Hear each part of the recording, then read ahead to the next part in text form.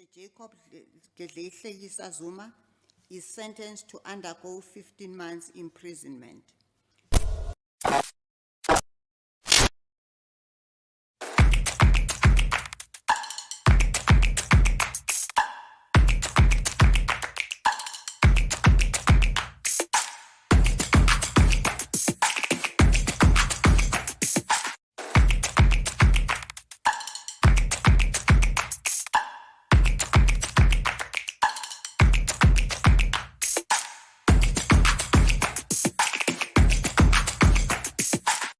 Good evening, everybody.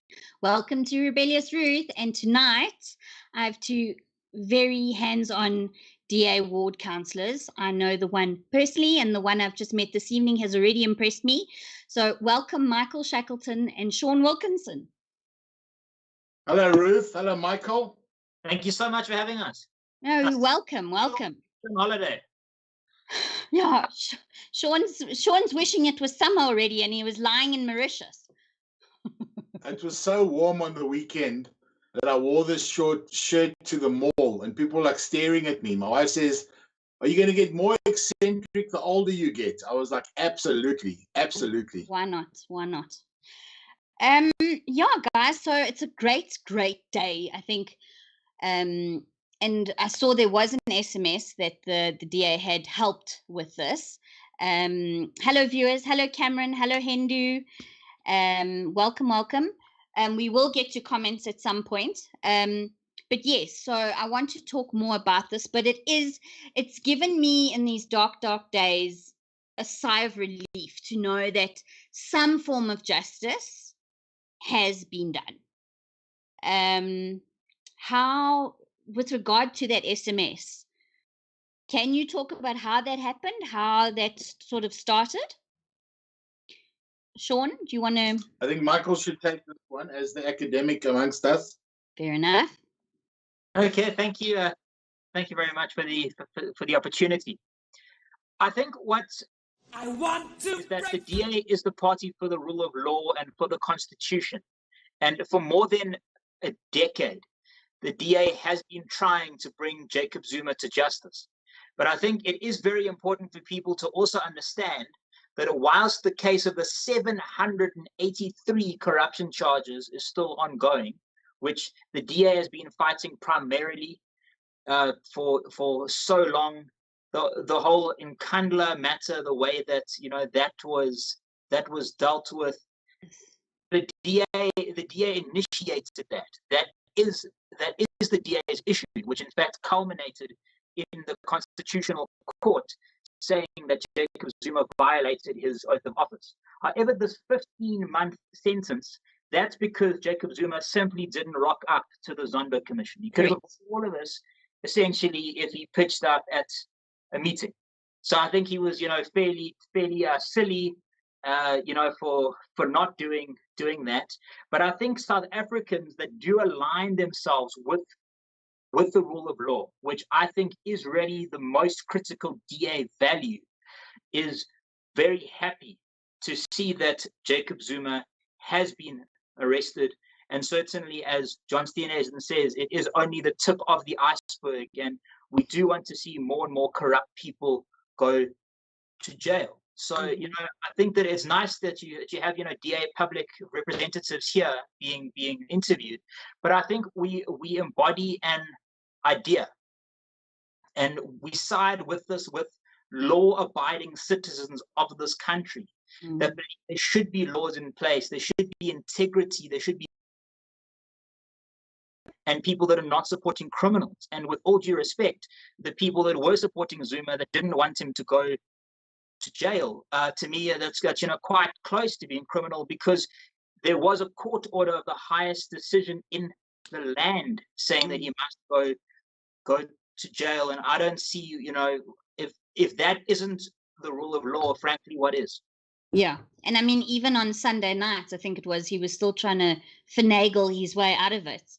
Listen, last night, Ruth, was like watching these channels where you're watching these car chases, and is he in the ambulance? Is he not in the ambulance? Is he dressed like a nurse? Will he be escaping? Is he going to Dubai? Has he left already? has he left already? Is it a decoy? I mean, the one thing that Michael said about the freedom, we do as a party believe in the freedom of each individual. But in this case, well, I guess not. We would like to see the rule of law, and we'd like to see the Constitution. And that's the nice thing about the constitutional democracy that we have in this country. The state power has a bit of teeth, and they showed it again today when they frog marched Col Niehaus off the front of the prison there. Quite. There's nothing. If Trevor Noah was here, he'd say there's nothing normal in South Africa. Everything's a little bit to the left, right? To the left, right. Or to the right. The right.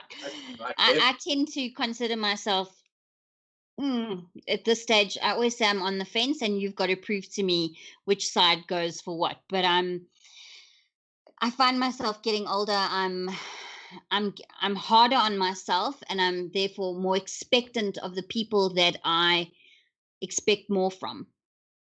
And I know, Sean, we've been chums for a long time, and you are always there. You are someone you can always reach out to. You are literally a man on the ground. Your duality of ward is something to be commended. I mean, if I can explain it to the viewers, so Sean runs Ward 59, and of that ward, 50% of his my minions, my constituents. Your constituents, that's the word I was looking for. I couldn't quite get it, and I knew I was going to stuff it up. Thank you for saving me. Phew. Are some of the poorest of the poor and the most struggling citizens of this country, and some of them are the most privileged, and that takes an incredible challenge and a man like yourself to balance. But I mean, there's a big sort of gaping hole in that. I think South Africans just want that connection. I mean, anyone who knows you knows that you can be approached anytime. There are so few places that have that. Unless they are maybe run by the DA. I see there are comments coming through. People, if you have a question, please highlight at Rebellious Ruth with your comment or question, and I will try and read it out. So, I mean, I remember Tony Leon coming on a big blue bus to my school, and that's sort of, and his words and his assurances back then really set the tone for me. But I think South Africans just feel whipped at the moment. They feel like they are giving too much of themselves. In other words, their money, their hard work, their time, and how is it going to benefit them? And I think it's up to you now to sell me or sell them. Ruth, I'm going to leave the politics to the politicians. Michael has represented our party on every level of government. He's been in parliament. He's currently in the provincial legislature, and he's also had an opportunity to be a councillor, a PR councillor in the city of Tshwane municipality, the local government. But from my side, I don't think it's much of a sell, having been a member of the DA now for quite a while and having voted for this party for most of my adult life. I think we're working on this project that we see as South Africa. And yes, you have in all parties, you have your great and you have your average, you have your mediocre, and you even have some people who are not approachable. And that's the human nature of people. But once you've taken the opportunity, like I've taken for local government, to serve in local government, I think the main day for politics of a councillor is on election day. The next 5 years is about serving people, and especially in my case, serving the people who didn't even vote for you. You can't be saying, I'm going to serve a DA vote or a DA member, and if an ANC member's house is on fire, you say, no, we won't send a fire station, a fire engine, a ambulance to help. It doesn't work like that. You serve all the people. So when we talk about a fair society and an open opportunity society, we're trying to make sure that this compendium, this huge group of people from all races, all religions, all cultures, all creeds, all languages, that they believe in one thing, and that's the potential. You know, with the World Cup, we had this euphoria, this potential of South Africa, and then there were the naysayers that said we'd never have a Gautrain. Now we have it, and people use it, don't use it, and all these things that we've done along the way. And then there's things that have fallen in the cracks. And Michael might speak to corruption, and he might speak to all kinds of other cadre deployment and issues where governments have dropped the ball. But I think people are tired of governments and governments that are failing, because with the modern age of technology, you can any day, any minute of any day, see a failure of a government or a political party anywhere in the world. So even though you might feel pleasant and feel loyal or feel comfortable with your party, you're still bombarded with the bad news of corruption and nepotism and all these things that actually weaken the structures. Mhm. But right now, there's another sign of hope. There's new leadership. I know Tony Leon was magnanimous, and if you met him, he obviously inspired you. But we've also turned a corner. We've got a new leader. We've got new management. We've got a new executive. We've got a new energy. I was speaking to Dr. Ivan Meyer on the weekend from the Western Cape, and he was sharing his vision for the whole country. And the whole country to be successful needs a DA-led government in your municipalities, in your metropolitan areas, because where we govern well. And we've had some challenges in Tshwane, but I can tell you, the ship has turned 1st of November, but we're still having challenges. Remember, we might have a DA-led coalition in the council, but the council is a group of 214 councillors. The municipality is more than 20,000 officials that have to do the jobs that they paid for. And sometimes therein lies the challenge. No, I remember we had an issue, and an EFF ward councillor pitched up, and yeah, that was not sort of something I was expecting, but yeah, and things were quite tense for a while. I must say, he came with a whole entourage of buddies, and it got quite hairy, but thank God, thanks to the law, things were put in place. And I think that's the one thing we've got to celebrate, is that we still have our law. And that's what won today. But talking about law now, I know obviously delving into, with my job, we have issues from time to time. We need to hire advocates who go to high court and things. It's not a cheap business, not at all. And anyone who does take legal advice, you spoke about the 783 cases. I mean, the bill for that must be astronomical. What is your funding situation? I know now that everyone has to disclose who funds things, who's the funder. You are battling, I think, not? Or I would imagine. I know, and people are suffering, and I think and so how are you hoping to tackle that hurdle, and how can people assist? Michael? Okay, well, we don't have. See, it is in fact a difficult question, and I know Michael Sean will take all the difficult questions, Ruth. Feel comfortable. Difficult Ask questions, it, people. Awesome. Yeah, so me and Sean, we've been friends for many years now. So you'll I see there's a bit of banter between us, and understanding of how the other person works.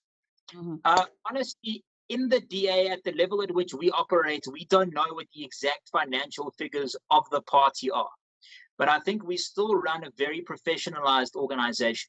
What we do know is that Musi Maimane, as a former leader of the whole party, definitely had a list of who the donors to the party were. And with his organization now, this One South Africa movement, it's likely that he would have approached some of these people for money. There's also Herman Mashaba, who, he did, and I think he continues to have a high profile in society. The national chairperson of Action SA, he was also the DA's provincial managing director, and I think they would know who some of the donors to the party are. And it's likely that these two organizations have been approaching DA donors, but I don't think it is, exceptionally bad. Honestly, and this is honestly on, just on, Google. I'm not making this up. I could have never voted for a party in my entire life, but what you can see is that the DA has never had any trouble paying its employees, whilst the ANC a week or two back, their employees were protesting outside Luthuli House, their national head office, because they can't pay wages of their own employees. No, So the DA has honestly restructured a little bit by, maybe giving, a few staff members here and there some extra tasks and so on. But it's nothing like that we're not able to keep the lights on. And you can go to the DA website, da.org.za, to be able to donate. But from time to time, the DA nationally does send out messages asking people to donate. And I think if you believe in the rule of law and in the Constitution, I think there should be a sort of reinvigorated sense of energy around the DA at this point, that there is some sense of hope when we look at what happened with Jacob Zuma, that the rule of law can continue, and that we can, as you said, when you were saying residents are, wondering what kind of value for money they are getting in this country, I think it can give them a sense of hope. And I would argue people should only leave this country if they really think that things are completely hopeless and that nothing can be fixed at all. But I would say that people should, stick around and, fight to make this country a better place for their children and their children's children, and in a sort of brave, heroic manner. I'd say only give up or to leave if everything is in fact perfect, to rather, pick up the, baton as an active citizen, join organizations like the DA, work in civil society, even I mean, honestly, Sean and myself, right? At some point, we were not DA members, just as normal citizens of this country, and a political party worked our way up to get to where we are today, because we believe that we have to make this country and our city a better place for our children and their children's children and so on. And obviously taking up the baton to defend the rule of law, to weed out corruption and ensure that the struggles of our forefathers, our grandparents, are never faced by our children in this country. Ruth, I like what Michael's saying, but if he just steps off the soapbox for a moment, Michael's got institutional knowledge, so he will share with you the fundamentals. I am part of the fundraising committee in the city of Tshwane for the campaign for the local government, and I then make up part of the team for the provincial fundraising. And yes, you spoke about how much it costs us, all the court cases. But if you think about the court cases, the Jacob Zuma is one issue. We were talking Zuma today, and it's taken a lot of work and a lot of effort and a lot of advocating, and all the attorneys and the legal brains. We had Glenys Breitenbach and we had James Self and all the members of the party that were involved. But there are other campaigns that we also have, like the changing of the name. The party of Port Elizabeth, the Madiba Bay, the Kwekwe. We have other campaigns that we fight as well, on behalf of individuals, on behalf of communities, on behalf of organizations. The trick, though, is to use your common sense. If you want to help realize this new beginning for South Africa, remember, we're the government in waiting. We're ready to govern. We've shown that we can govern well. If you look at the Western Cape, if you look at Cape Town and all the other municipalities, the Mid-Vaal municipality with our prize-winning young mayor. But people's contributions, they can make it in many ways. It doesn't always have to be money. If you think of a by-election or a local government election, the cost of feeding the hundreds, if not thousands of volunteers. And people volunteer even though they're not members of the DA. They volunteer because they want to be part of history. They volunteer because they want to be part of politics from the insider's perspective. They volunteer their hours where they might sit in a station from 6 in the morning till 9 at night, and they love engaging with people. There's different reasons why people get involved, not always just on the basis of a means to an end, or the money's going to be used for a DA slogan on a billboard somewhere in the CBD. There are people that give up their time, that need a sandwich, they need a glass of water, they need sunblock, they need sanitizer with these new protocols. So fundraising is a huge spectrum. Okay. People still do debit orders. There are so many ways to get involved. The easiest way is on the internet, on the website, but each councillor, each representative of the DA has got access to a fundraising person or fundraising team. The reason we structure it is because we don't want people that are keen to make a huge contribution to be bothered for a raffle to win 6 muffins or 6 fantastic pastéis de nata from the bakehouse. You know what I mean? They want to, we got to organize. We have a structural organization that has different levels of responsibility and engagement with the public.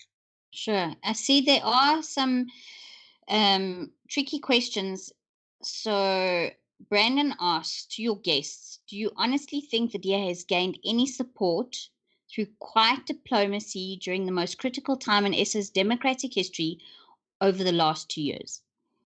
So in your opinion, I mean, and this is, and so you know where I stand. I would obviously, I know that votes count. That's what I've been taught. And everyone has to vote. And the problem is there aren't enough voters. So, but I do think there needs, I mean, and it's just a pity that maybe Brandon's not living in a ward where he can approach his councillor. And hopefully, I know he is in the Johannesburg area. I just hope it is perhaps a DA councillor. That's the thing. I don't think enough people know that they can actually reach out to their councillors and tackle them and say, I have this issue, I have that issue. How can we solve it? Do you know what's going on? But there is this tone that as South Africans, we so value our freedom. We so value our freedom. And it feels like the ANC just, it's just crazy. It's just barbaric. The money, the irrationality, the non-giver care attitude. It's just, I mean, then it's pathetic. And I don't know, I would beg for Brandon to vote as a person from my side. How can the DA change this perspective? How do you approach the guy on the street and say, dude, you have to vote. You have to have your voice heard. I got you. Michael? Yes, thank you, Sean.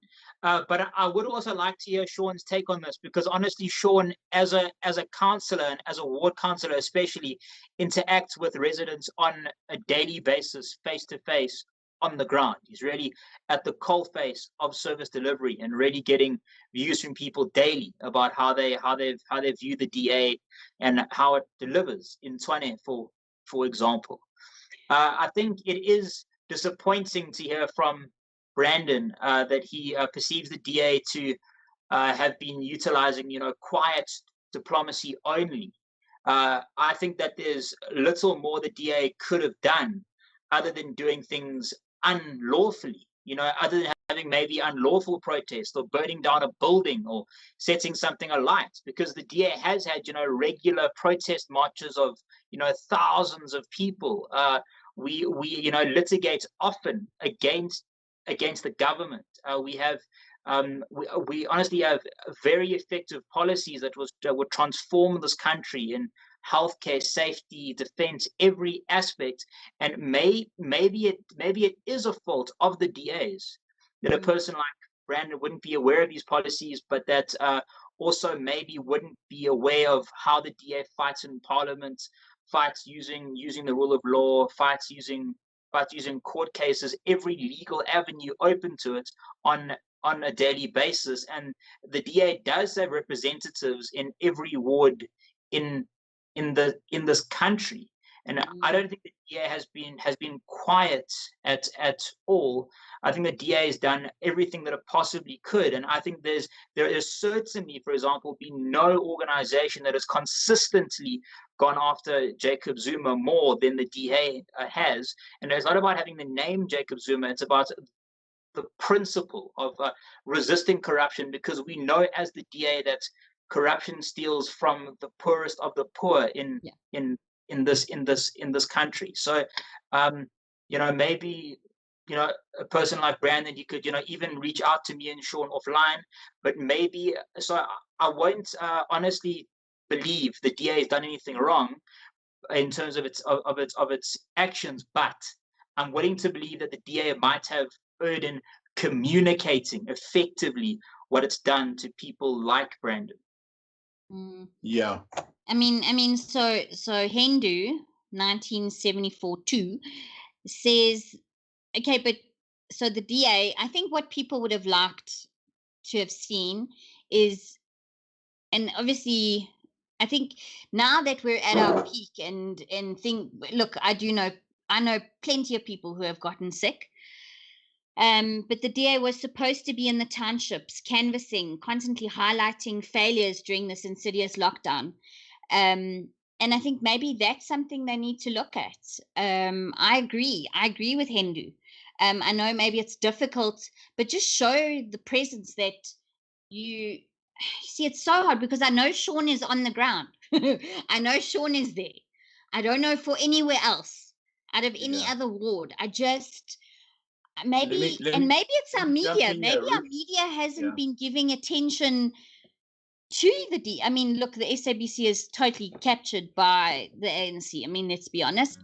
But it would have been great to have had a bus with, guys like inviting Big Daddy Liberty, having conversations with him, reaching out to people who are on YouTube. And thank you for coming on. I know Ronaldo Gous I know you know of him. He's also a big YouTuber. He's also just had conversations with Helen, with I think Natasha Mazzoni. And it's so important to keep reminding people that you guys are out there, that we deserve better, and Let me just jump that, there, Ruth. I think it's a fair comment. People want to see us and we're all approachable and we're all contactable. But there's this little thing called the pandemic. And given our experiences with the pandemic and with people that are suffering from it and the consequences of it, we kind of went virtual. And you talk about Ronaldo Gous. Ronaldo Gous on his science video, I think, had 310,000 viewers. How does Ronaldo Gous go out into any area and speak to 310,000 people during a pandemic? We had the most successful conferences. We had the most successful constitutional amendments to our DA party online.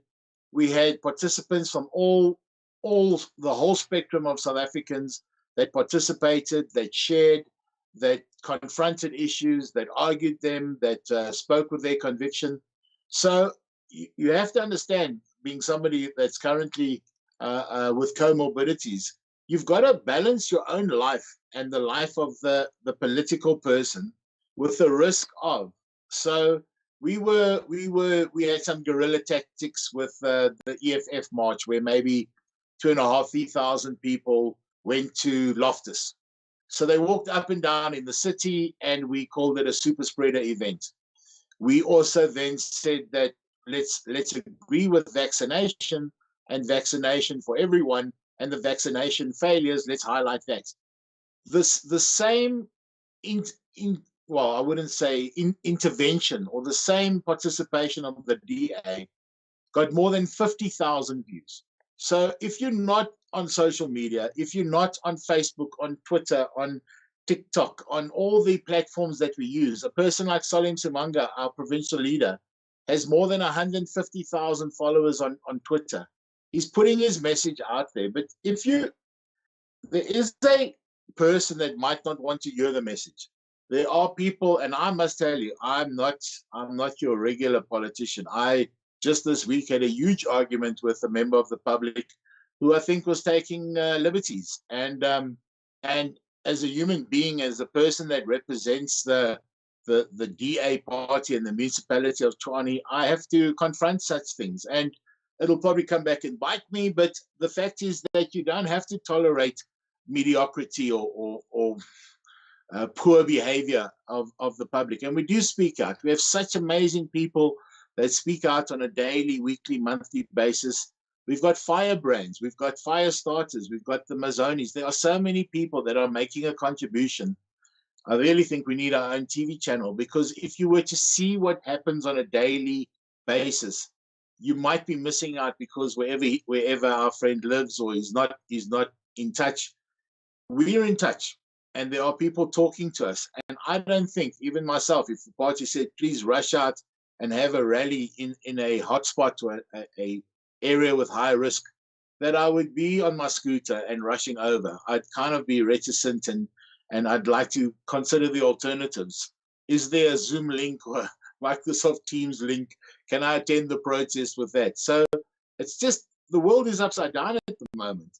So if you want to engage, you will find a way. You will phone us, you will contact us, you will be rebellious, Ruth, and start a YouTube channel and engage with people and ask them difficult questions. That's what life is. But right now, everybody's doing introspection, because you've got all this time to think, what do I like? What don't I like? Who do I want to vote for? Who don't I want to vote for? But at the end of the day, you've got to try to align your values with the values of not only a political party, but the politician that represents you, or the councillor, or the person in the Gauteng provincial legislature. And you've got to find some cohesion or some alignment with that. If you choose, and I see people who start a conversation with, I'm never going to vote DA. Why? Because I'll tell you why. I've got 20 reasons. Let me just think of the first one.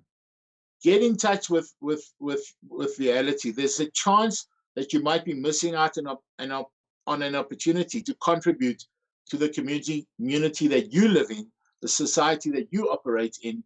And I would have a call to action for people to say, get more involved.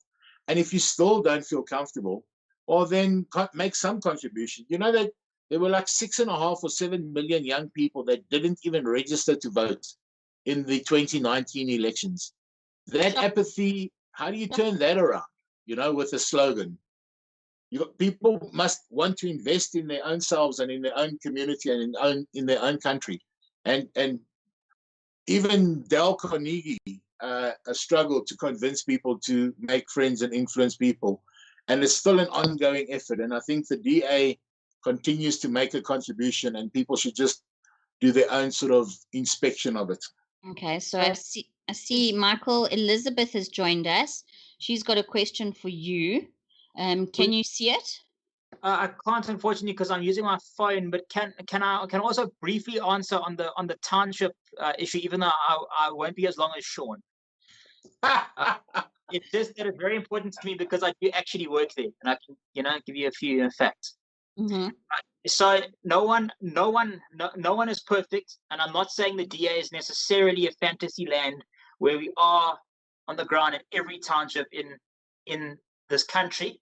Mm-hmm. And maybe the person that commented does live in a township where they don't see the DA, but then again, maybe they don't, and they're just trying to assist. But here in Pretoria, I oversee the Hammanskraal West constituency, which is arguably the poorest area of our entire city. Yeah. It's wards that have never had electricity or running water in their history, and give the best campaign stats. And I am the regional ground war coordinator for the DA, where our plan is literally to be active on the ground in townships on a daily basis. So this is what we're doing when we don't have lockdown regulations forcing us to only phone people, when the lockdown regulations allow us to be on the ground active. So I take on board, maybe there are certain communities where they're not doing this. They could even be outside Pretoria and so on. But just to, indicate that it's not like the DA is not active in townships across the board. In fact, the way that our campaign strategy is if there is a township where you don't see the DA, that is in fact an outlier, and it's not meant to be what is meant to be going on, and it's surprising, and it would be against the DA's action plan in this. Okay, thank you. Shall I read Elizabeth's question? And Brandon also said something, but we'll get to that just now. Michael, your definition of rule of law, common law, not a Google or party answer, please. Okay, so fine. In addition to being a member of the Gauteng Provincial Legislature, I am a practicing attorney with a master's degree in constitutional law. So the rule of law is simply that you have laws and you abide by them, and people in the country agree to their legitimacy because they are laws. Now you get, legal positivism, which essentially is when people agree to laws that are unjust, but they still carry them out because they are on paper, such as Nazi Germany, which would be wrong. And it has to be imbued with a sense of human rights and what is right. And that's what the constitution of this country does at this point, and it's been heralded as the most liberal constitution in the world. So to me, the rule of law is essentially that the highest court in the land, based on just principles, based on what is right, what is moral, weighing up the rights of Jacob Zuma against the way that he attacked the judiciary, the way that he's been acting, delaying cases for so many years, the way that he said that the Court and the Zondo Commission wasn't legitimate. Then you look at the country itself. The majority of citizens, I believe, are law-abiding citizens, and weighing up that, and then people acting in what I would call a criminal manner, trying to prevent the police from, arresting him. So to me, you have a body of people that, believe that laws should be abided by, but that laws that are, for the betterment of our country and are in line with the principles of human rights, essentially, versus people that, believe in corruption, believe in whole-scale theft, would believe in even killing people to get what they want, and getting what they want by absolutely any means. And I think on the one side you have the DA, and on the other side you have a group of other people. Okay, so I know one of my followers asked me a question today. In your opinion, so Ramaphosa basically said that the vaccine is not a it's not no one is obligated to take it. In your opinion, what do you think is the right choice or the right option with regards to this vaccine, in your opinion, Michael, like for people, for freedom? Okay, so yeah, I can see Sean thinking on it a bit, but maybe I have to put a proviso here that the DA's official party line, is to promote vaccines and to promote vaccine rollout as far as possible. And the DA does believe that a lot of deaths that have occurred, especially in this wave, and friends of mine, family members of colleagues have died on a daily basis for the past few weeks, which has been shocking. But the DA's belief is that the government's failure to roll out vaccines is largely what has created so many deaths during this current period. So in terms of should people be forced to take the vaccine or not, I'm not sure whether Cyril Ramaphosa was entirely honest or knew what he was saying when people won't be forced, because necessarily he can't control everything. So for example, businesses, and I don't think this has been tested in a courts of law yet, but there are businesses that are forcing employees to be vaccinated, and there are businesses that are not. And there are principles like the right to privacy, the right to bodily integrity, which are constitutional principles. And then on the other hand, there's a whole set of factors to be taken into account when you want to limit a person's constitutional rights. So I know it's a bit of a roundabout way. It's not actually answering your question exactly, No, it's but it Let me hasn't try it, Ruth. been decided Friend, in a court of law yet in this Alright. country. So it But should actually go to the Con Court, and I think it will, because I think there are enough people on either side at this stage. Well, what I'm experiencing on a daily basis, that I don't even know if it should go to Con Court. It's just such a personal decision, such a personal decision. But Sean wants to butt in here. Yes. let me butt in. So I understand the party line, and people are sitting watching and thinking, okay, but what about me? What do I want to do? Here's the problem with any major decision in your life. When you have to make a decision in a crisis, when the adrenaline is kicked in and you're seeing people dying, you kind of only have the choice of yes or no. You don't really have, and people haven't been doing the homework because the vaccines were coming and then they were delayed and then they were expired and then they weren't refrigerated and then they weren't enough. And then they only delivered vaccine number 2 to 700 people in the queue that were waiting for vaccine number 1. Remember, you get the vote, the government you deserve. But in a crisis or in a pandemic, making a decision when you've got a yes, no, red pill, blue pill, it's very difficult. The concept of vaccination, that whole tuberculosis and those vaccines we used to get when we were kids and left those 3 holes in your shoulder. A lot of the next generation are here because people of my generation got those litzels, those scars, And when you've got to make a decision, and then here's the funny thing. So I was taking some elderly people from my ward for their vaccines. And the first time I took a lady to a place in Centurion where there were 200-300 people in the queue, she was like, no, I don't want people to see me. She didn't want to get out the car because she didn't want people to see her. She wanted her privacy. And I'm like, ma'am, there isn't that kind of setup over here. So immediately her freedom of choice was taken away of how she wants to just get an injection. I mean, just to get a vaccine.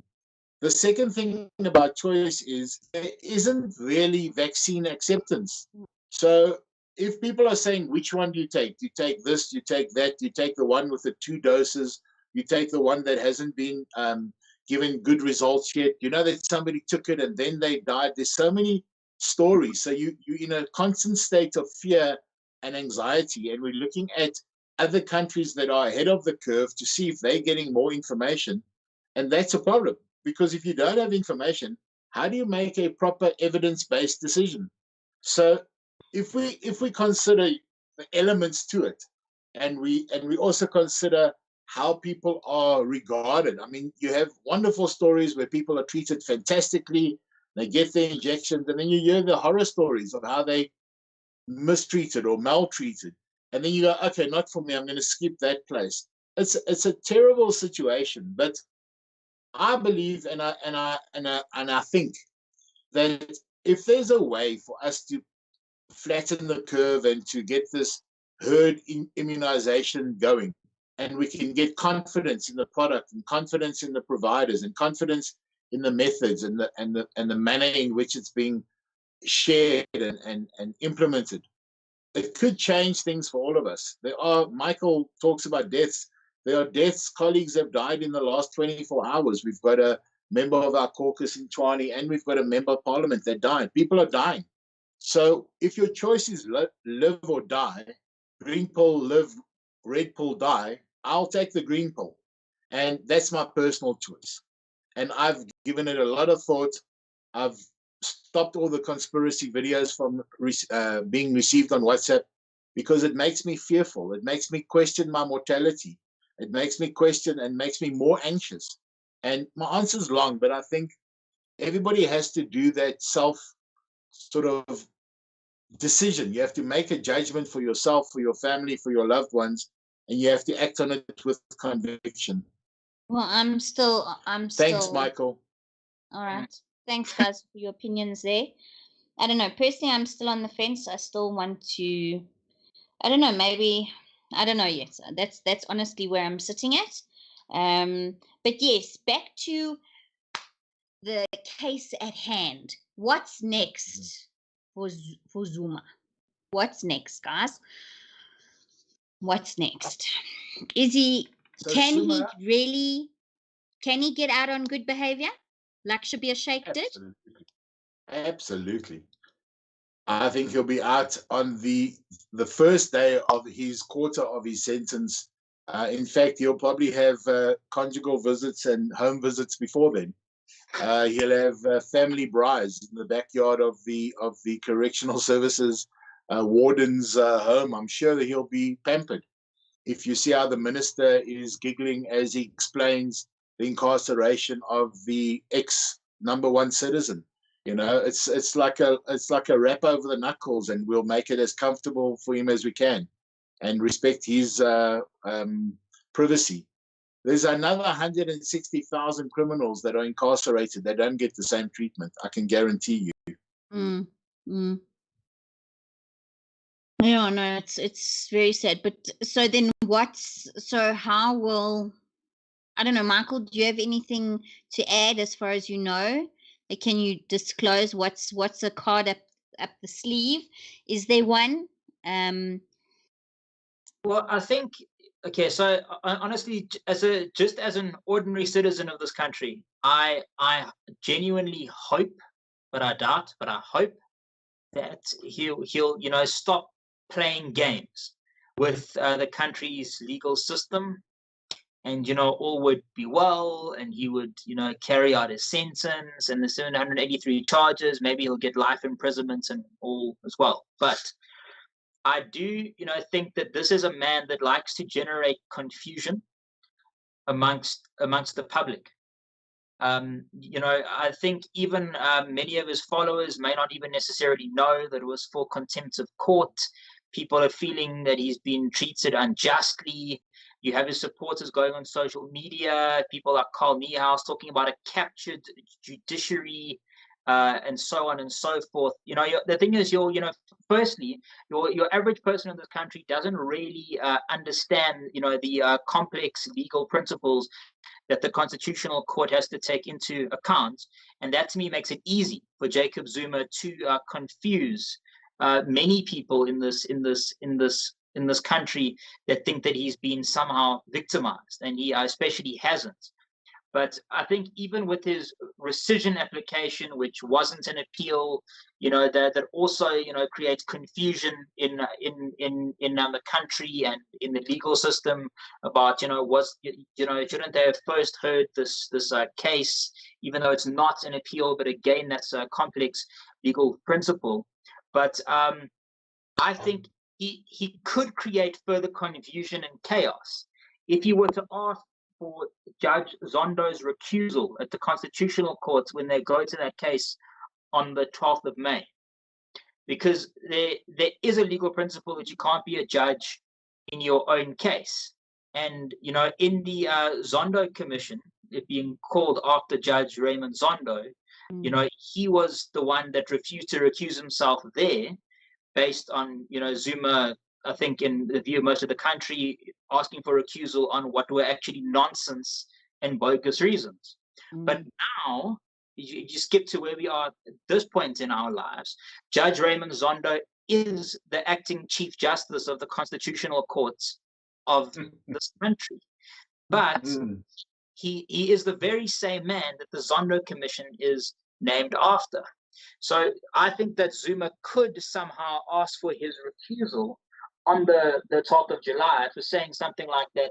The subject matter they're speaking about is the Zondo Commission, and now the Chief Justice presiding over the decision of the subject matter is Raymond Zondo himself, which may or may not even be technically correct, because the subject matter is actually contempt of court and the decision made by Sisi Kampepe.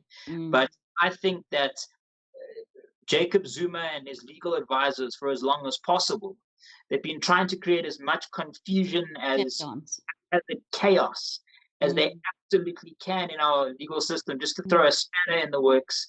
And I think it will be in textbooks for even 200 years' time how this man almost generated new law and how he was able to mess up this country system in a very, very creative way, which made learned when he was the head of intelligence for the ANC in exile. There's another question quickly from Elizabeth, which I was thinking about as well. Is the federal system a preparation for government system change in future? Perhaps. Like, could we use that? Like, and I suppose our constitution, we're not the same system, but I think it's a valid, because in a way, by having that system, we could take charge of Zuma's imprisonment and make sure he does not get the braais on Sunday and does not get the conjugal visits. Do you know what I mean? That's important. And I don't know, it almost feels like we need to reboot our system, if that makes any sense. We literally need to wipe the slate clean. Yeah, I think that Sean wants to start talking, and I'm starting to feel bad that I'm talking more than Sean, so I'll just try to talk a little bit. Talks all the time. What you? Ruth, it's not the system. It's not the system that must be booted. It's Michael that must be booted. Yeah. Here's the thing: people have to change. People have to change. People have to want better. People have to have the results of what they want to achieve in their actions. When you go to the polls, when you vote for a political party, when you support, when you go and you dance outside in Nkandla and you say, we believe, yes, we believe he was a freedom fighter and a struggle veteran and an icon of all these things that are good. But along the way, you lose your way. And Jacob Zuma didn't become mischievous and whatever he's accused of in the last 24 hours. This was a steady spiral. This was, I mean, the best are the memes. The memes, the South African sense of humor. If we could bottle that, it would sell more than what's that lady's chutney. The jokes are on the edge. The jokes are talking about our mistakes as a community, a voting electorate, the constituents, and how we want change. Well, the DA is yet to give you that change, baby.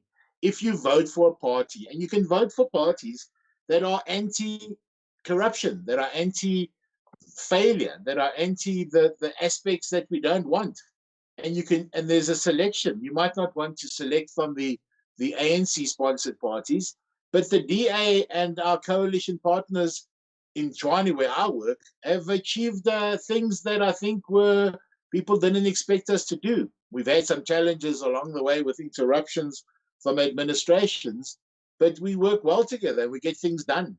And you can see since we got back, and the coalition partners and the cabinet and the new mayor, there's a different energy. And people are starting to comment that says, oh, this is the change we voted for.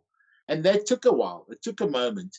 And it might take a little bit longer. And I'm asking people to keep the faith, but not the faith in me or my party or my political slogans.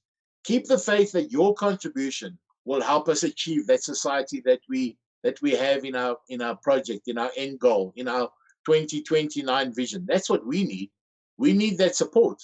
And people must take responsibility. Yes, you've got rights, but you've also got the responsibility to vote in the government that will make the difference that we all have in our expectations. I think, Ruth, if I can just answer very briefly on that federal question. I think Elizabeth might be more pleasantly surprised than anything else. The DA is a federal party. We believe strongly in the principle of federalism. John Steenhuisen's title is the federal leader. The document that guides the whole of the DA is called the Federal Constitution. And we believe in devolved power, and one of the principles in the DA Constitution is that decisions must be taken as close to the people as they possibly can. And where the DA governs in the Western Cape, we've essentially been testing the limits of what we can do provincially in terms of law, in terms of service delivery. So two things, for example, that come immediately to mind. Well, actually three things, and maybe 52 are going to pop into my head soon, you know. But seven things. Mention the seven things. the DA, yeah, so First the thing. Western Cape has its own provincial constitution compared to other provinces in this country. The Mm. Western Cape provincial government has procured its own vaccines to keep its people safe.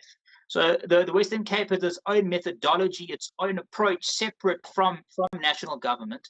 And also what they've been able to do, get this, despite crime being a national government competency on paper, through testing the boundaries of federalism and what we're able to do through a provincial government, literally that government has spent, it's either $1 billion or it's a few billion budgeted for on getting new community patrollers and law enforcement in that province to bring crime down. So I would say at this point, the DA is absolutely testing the boundaries of what it can do legally, where it can govern to deliver to the utmost. And also in Parliament soon, the DA is going to be proposing a referendums act, well, a new referendums act essentially, which would allow provinces to call for referendums based on issues in those provinces as well.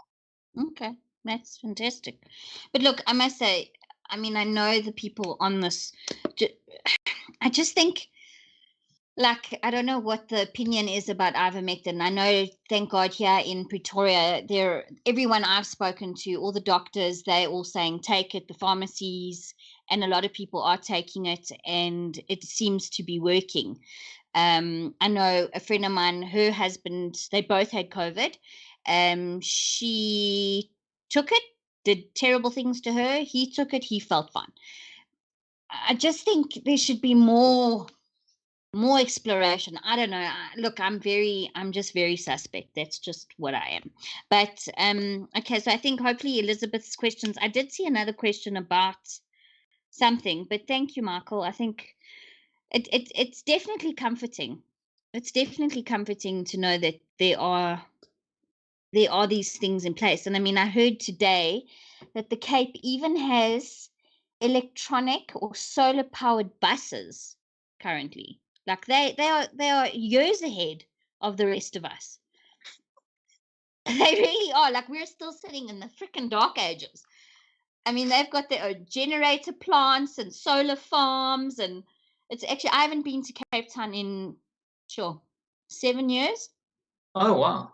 So I need to get my tushy down there. But all right, next question. Let me just think quickly. Oh, so what happened to the 500 billion? When you said to me, when I was checking the figures, I thought it was 500 million, but it's 500 billion rand. Is that right? Rand or dollar? No, it was 5 rand, but still. And that was given to us or on loan? Good question. I think. Like I hope it was given, because if it's on loan, hey man, I'm in groot skuld. Like groot. I thought I was in skuld like just now. Now I'm in groot kak. Like, Well, how many people do you think give you 500 billion rand? No. it's actually unfathomable. And How many people give you? They say, listen, you guys are cute down there in sunny South Africa. Here's 500 billion. You know what? Take 550 million and sanitize schools. We know the kids are at home, but please go and sanitize all the schools and make sure that when the kids come back in 3 months' time or in 4 months' time at the height of COVID, that you can remember and remind them that you sanitized in October 2019 or 2020. I mean, where does that work? In what world does that work? Yo. Yeah, from what was reported, we got a 500 billion rand loan, but then European governments gave us another 77 billion just to help us along. And today the DA released a graphic. I don't have it in front of me, but we are definitely one of the worst countries in the whole world when it comes to vaccine rollouts. We are ranked worse than Zimbabwe. We're ranked like something like, let's say, 166. It's like around there. And with what 577 billion rand, maybe you could have done something, rather than buying a few Lambos or whatever it is that you do, buying a house in Dubai. No. Look, forget. Let's just stop the vaccine bus for 1 second. If you divided 500 billion amongst every single South African, 70 million of us, I'd be freaking richer. I would be out of debt right now. Okay, right now. Hello, McFly. Hello. We did the maths. Jacob did the maths, and he said, with 500 billion, Lindiwe, give everybody 350 rand. It's ridiculous. It's actually, it makes me want to start springing up and down, and I won't do that because I'll get blue eyes. But I sure knows what I mean. But and we can laugh about it. But that 500 billion package, I would also like to know where it went. It can't be. Well, it's probably sitting in a Swiss freaking bank account by now. Yeah. Or something of the top elite. Where is the money? Rhodesians read that she's. You have to dig up the fire pool. It's underground, caverns. There you go. Yeah, in the basements of the wine cellar. Yeah. No, but anyway, but okay, so what is the plan for the DA to come say, okay, now come, let's see that Excel spreadsheet. Where's your auditor's report? Come. Well, one of the things is the DA has called for the establishment of an ad hoc committee in Parliament to oversee COVID expenditure, which, as you can imagine, the ANC rejected because the ANC, they don't want oversight over this. But the DA, to lead the way for the whole country, obviously what it did is it established such a committee, which literally the ANC has oversight over the DA in the Western Cape government over its COVID expenditure to ensure the DA is on the right path and the right course. But I mean, obviously the DA can't let these things go on an annual basis. We will get reports from the Auditor General. We won't rest from every province where we have finance spokespeople to uncover this rot, to expose it, and to ensure that every last cent is recovered, not necessarily linked to COVID, but to show you how government seriously bungles things up and how the DA won't rest. Mm-hmm. The Gauteng Provincial Treasury had to make a payment to Microsoft of 20 million rand. Put another zero. I forgot to change that sign. Yo. So, it was that funny sign there. Yo. I don't know what happened. I didn't know about that shift button and number. Let me see here. Number 4. I so funny, press Ruth. the R, I press the shift and the 4. Whack. Yeah. So I've got to. Can you see how the two politicians are blushing because we can't talk like you? We can't mock the opposition. We have that quiet diplomacy that Rhodesia was talking about. We're gently going to persuade them to make way for us so we can lead this country in a better fashion. Fuck, Sean, I hope so, and I hope so soon. You literally freakingly our last hope. So here's a little bit of a challenge for you.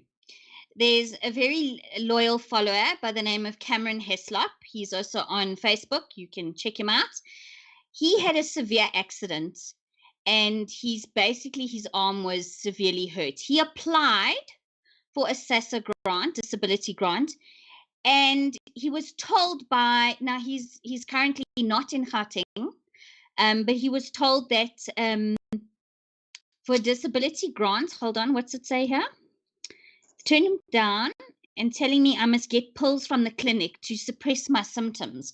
Now, he lives with severe pain every day, and obviously he met someone who was not emphatic to his plight due to whatever racial discrimination they decided to draw up. And he currently cannot gain a SASSA grant, and he is in desperate need for one. Can we try amend this on some level? Yes, absolutely. I think that me and Sean, there's a name on both of our lips. He's trying to form the letter B quickly. Okay, there is a woman, Bridget Masango. She's a member of parliament. She used to be very active on the executive of the Nelson Mandela Children's Fund. She is the DA Shadow Minister of Social Development. And we have every faith in her. Literally, like, we're not just saying this because we're all DA members.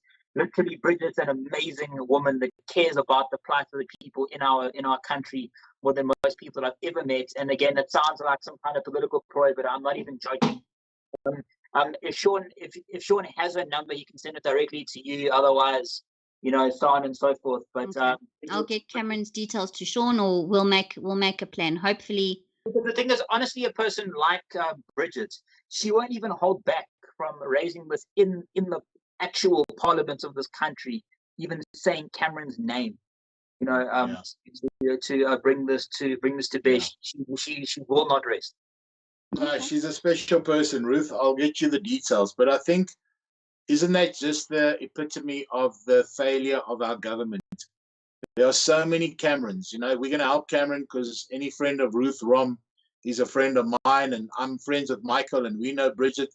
But that's not how it should work, eh?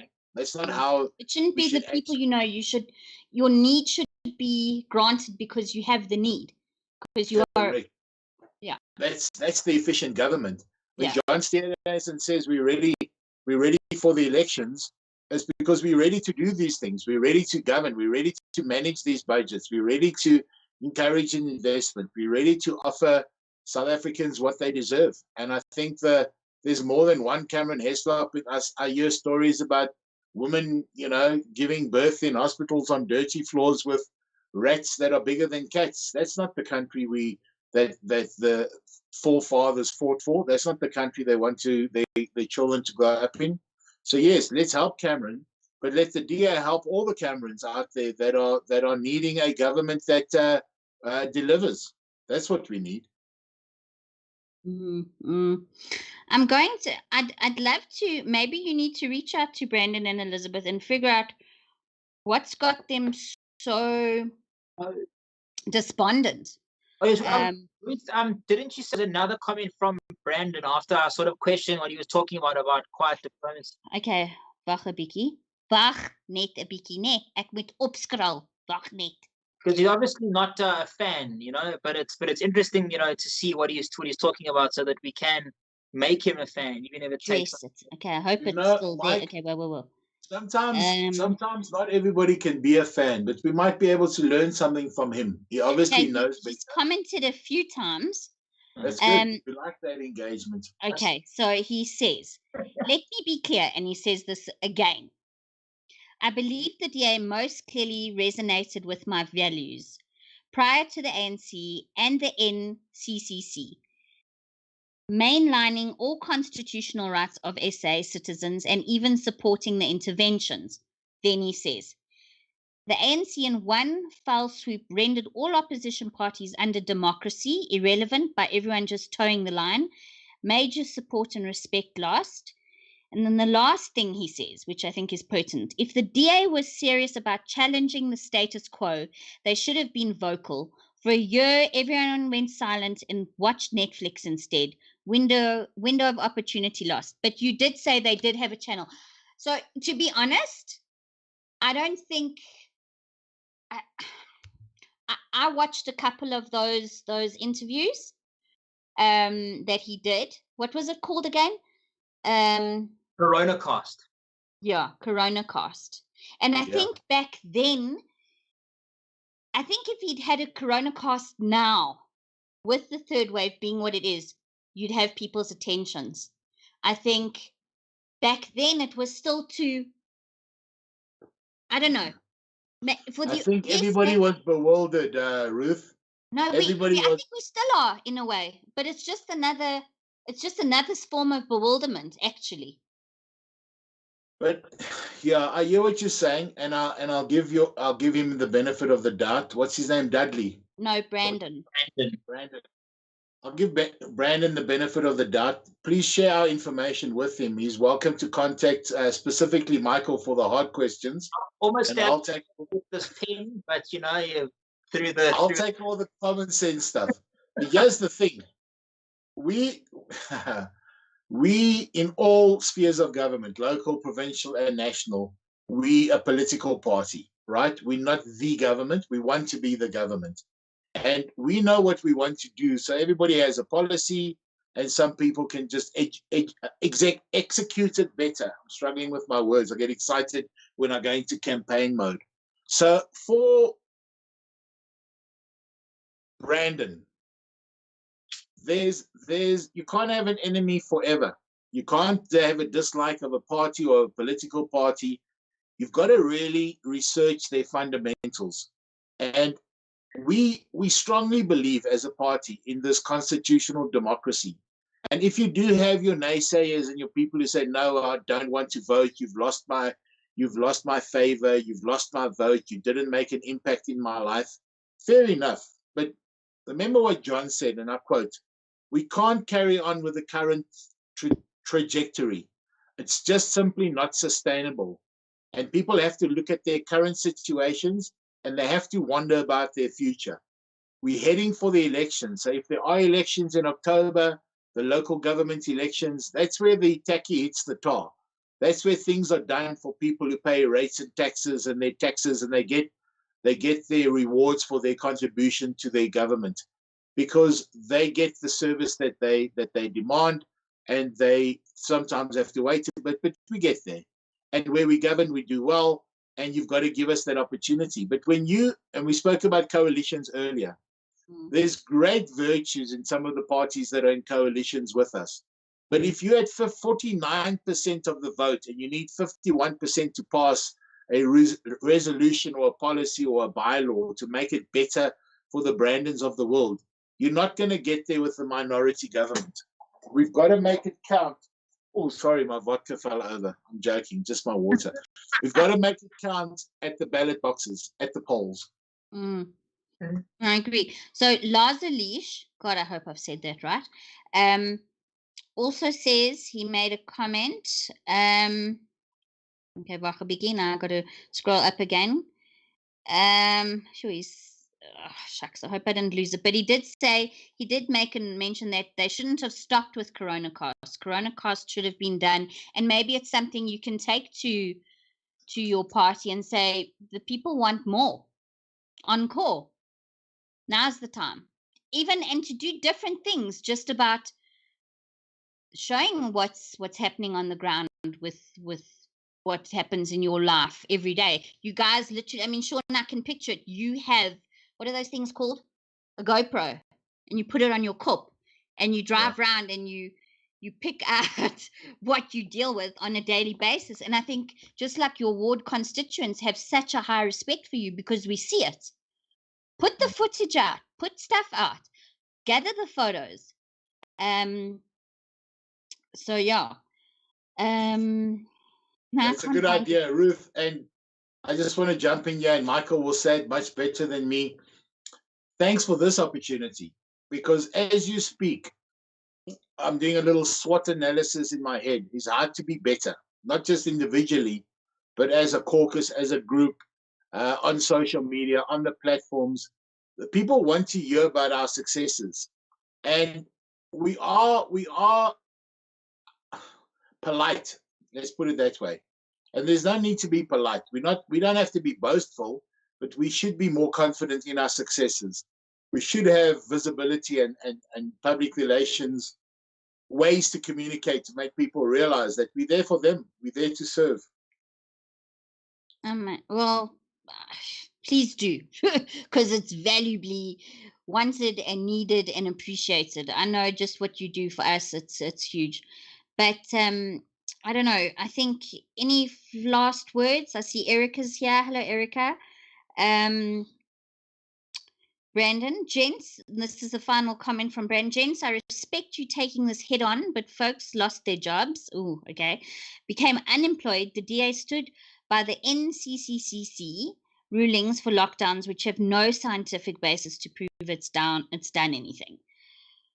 Yeah, you see? Okay, That's so a tough honestly, one. we Okay, did Michael. take them to court a lot.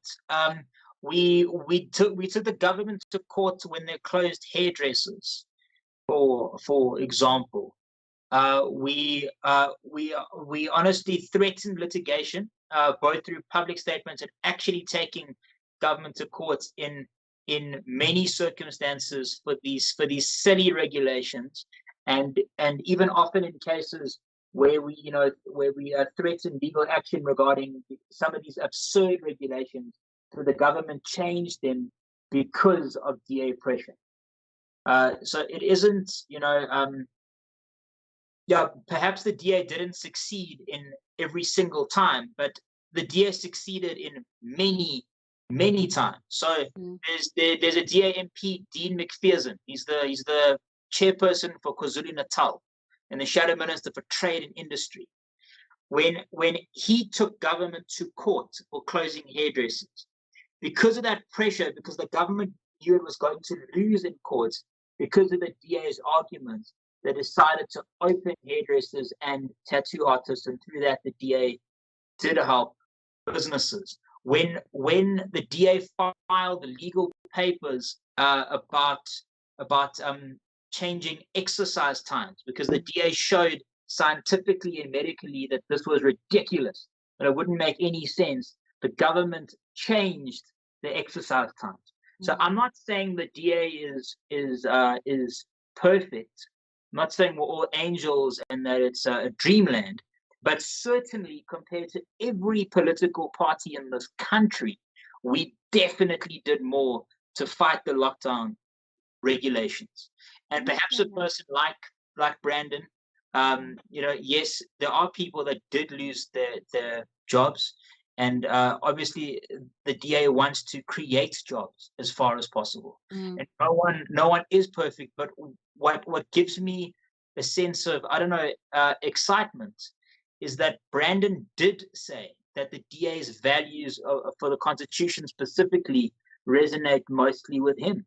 So maybe a person like Brandon, he could join the DA. It doesn't have to be, if he never wants to be a city councillor or member of parliament, that's also fine. But if he wants to be, that would be great as well.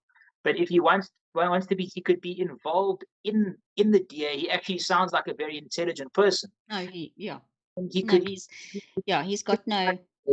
To make us a better and stronger organization for the people of this country, and we can work more and more together. No, fair enough. That's a great suggestion. But guys, I know we've gone over an hour, and the questions are coming. And this is maybe we need to do this once a month, once a week. I don't know when bedtime is or when breakfast gets served. I mean, Lazuli We'll bring also out says, toothbrushes, don't worry.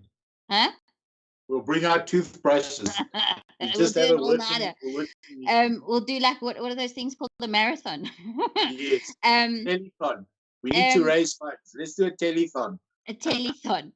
And yeah, it's a good idea. Why not? We can have people come on the live stream and ask. You can see their faces, and people can ask the hard questions. It's a good idea. It's a good idea. I think that's a great idea. We're going to do a 24-hour telethon to raise funds so we can fight the good fights. I hear what Michael says, we're not perfect, but damn it, Ruth, we're trying. I've never seen, this is my first term, my 5th year as a public rep. I have not seen, and I'm in quite a volatile council, I've never seen a group of individuals fight harder for anybody than I have seen while I've been in the DA. I've always liked them and I've always been impressed with what they stood for.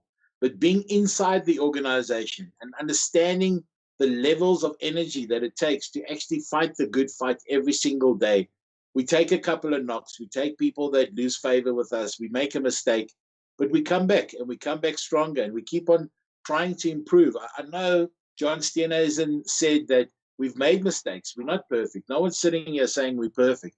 But damn it, we're trying. The big difference between us and them is that I seldom hear my colleagues or my leaders or people in province or Michael, who's been in parliament, say, I'm going to do something for the people, but let me first check what's in it for me.